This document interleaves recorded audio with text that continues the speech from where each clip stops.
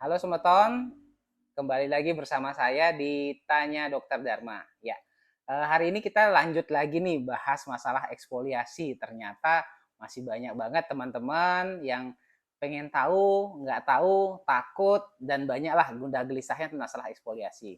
Nah, sekarang definisi dulu ya. Apa sih sebenarnya eksfoliasi? Eksfoliasi itu adalah proses pengangkatan sel kulit mati.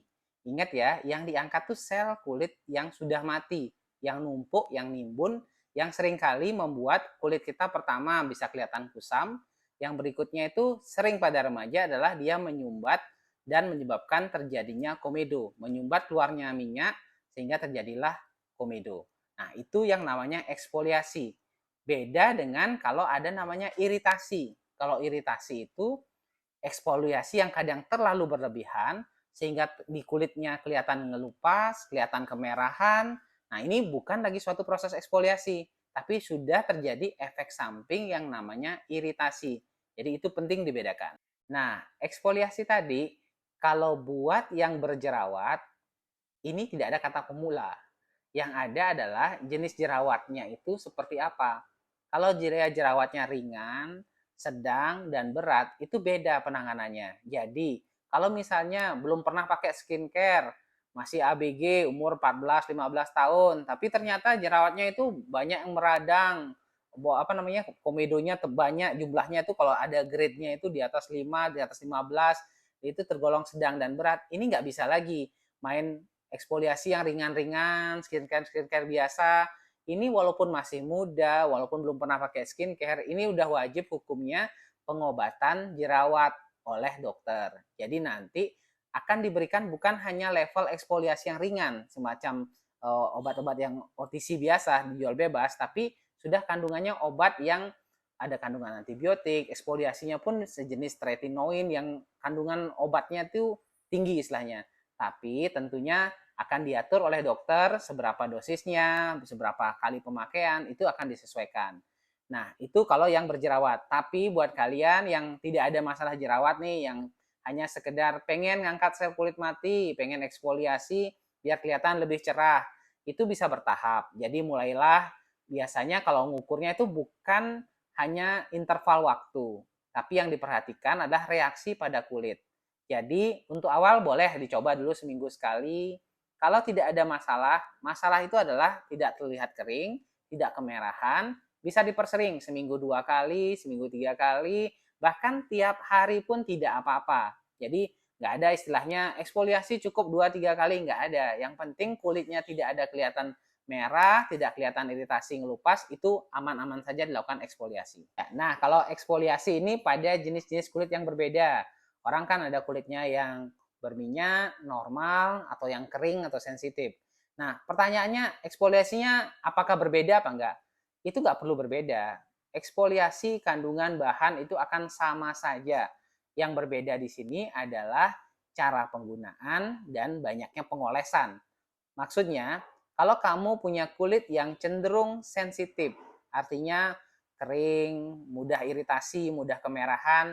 Nah, mulainya ini benar-benar pelan-pelan, artinya memang bisa seminggu sekali, disedikitin sekali, dan dilihat responnya.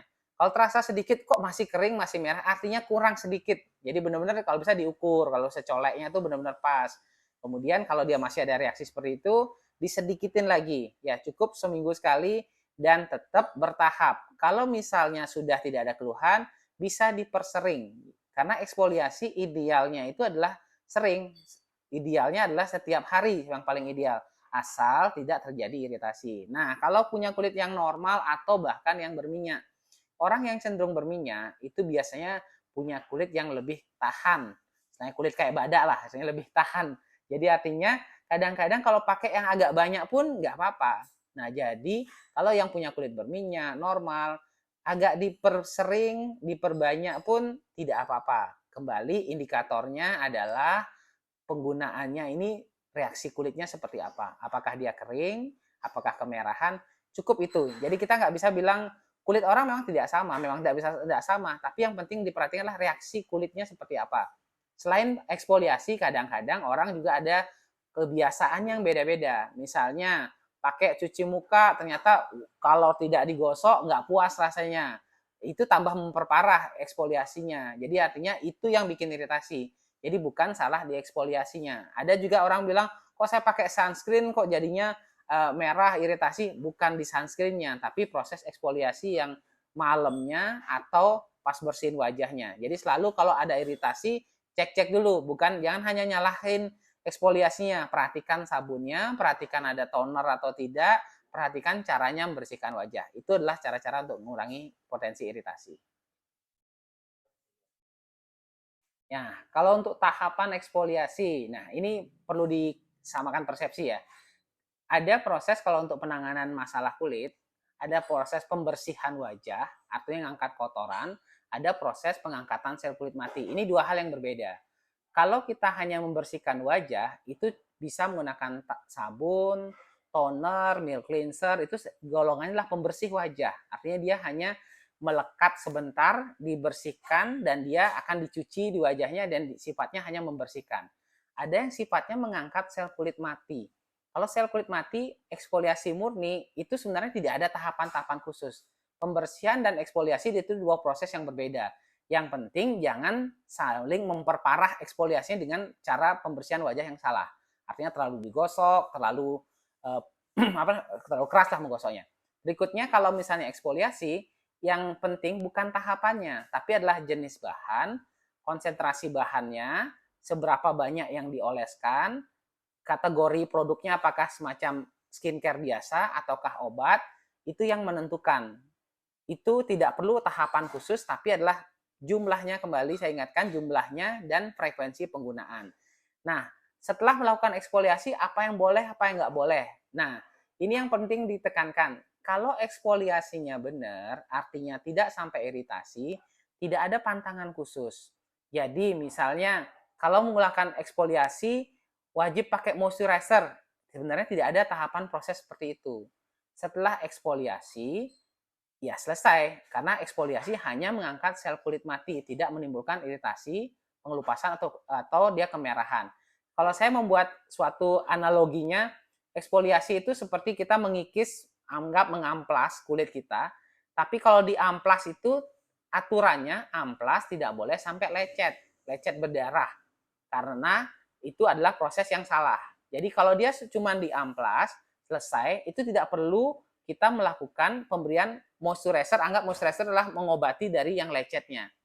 Jadi yang diperhatikan antara pengelupasan harus terukur. Kalau dia sudah terukur benar, tidak perlu kita melakukan pencegahan atau pengobatan lecetnya. Jadi yang dilakukan bukan mengobati kejadian lecet, tapi yang dilakukan adalah kurangi eksfoliasinya dan penggunaan yang tepat sehingga tidak sampai terjadi lecet. Oke, jadi ini kesimpulannya buat kamu yang punya masalah jerawat.